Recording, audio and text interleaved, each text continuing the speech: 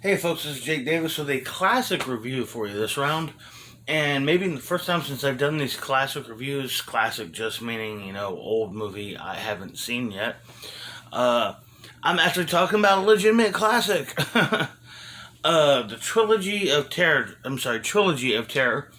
which debuted on television in 1975, directed by Dan Curtis and starring Karen Black. And there's only one way to describe Karen Black, and that's incredibly sexy and immensely talented.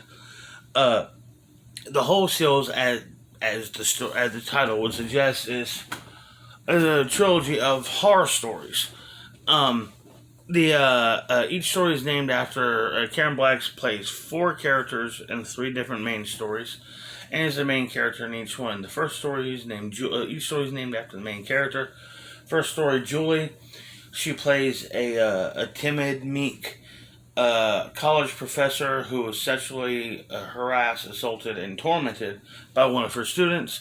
And the second story is called Millicent and Teresa, where she's plays two sisters who are both plotting, who are living in their parents' house, their deceased parents' house, and are both plotting to kill one another.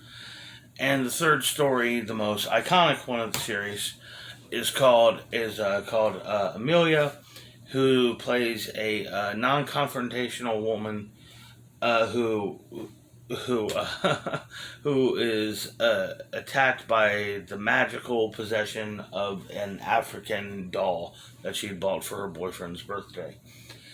The real thing to write, I mean, the most famous thing about this movie, I've heard about my whole life. So has my wife. Neither one of us has ever seen it before.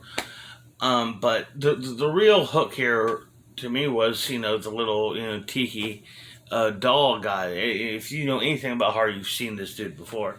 But yeah, I wanted to finally see it, and when I didn't even know Karen Black was a star, this I always was a fan of hers.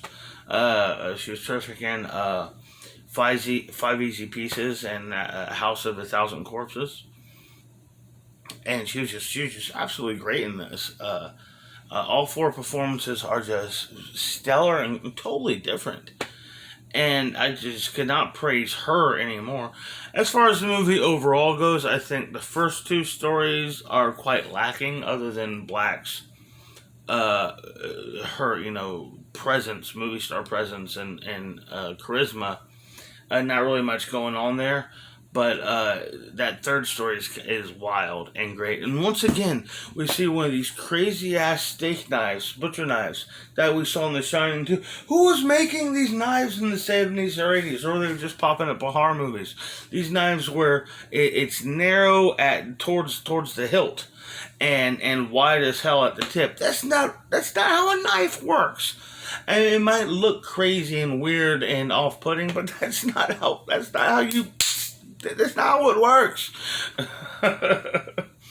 Anyhow, I mean, yeah, sure, if it's sharp enough, it's still going to go through. It's kind of even more grisly and gruesome. But anyhow, I've never seen these knives in all my life, and I worked in kitchens for, oh my God, for 16 years. I had 16 years of experience in kitchens until, Corona fucked that up. Anyhow, overall, I think this movie was a bona fide classic, even though, like I said, the first two stories didn't really have a lot going for them. Karen Black was so captivating and engaging as a star, as well as that final story being so absolutely batshit crazy that, yeah, man, I really enjoyed Trilogy of Terror. I couldn't recommend it more. If you are a horror movie fan that has never seen this, hell yeah, check it out. It's currently available on Amazon Prime. And yeah, bonafide classic, 5 stars from Jake. Anyhow, I hope y'all enjoyed this video. I'm quite behind on these things, in all honesty. If I post more today, please come back and watch them. Either way, I'm Jake Davis, and I'll catch you on the fly.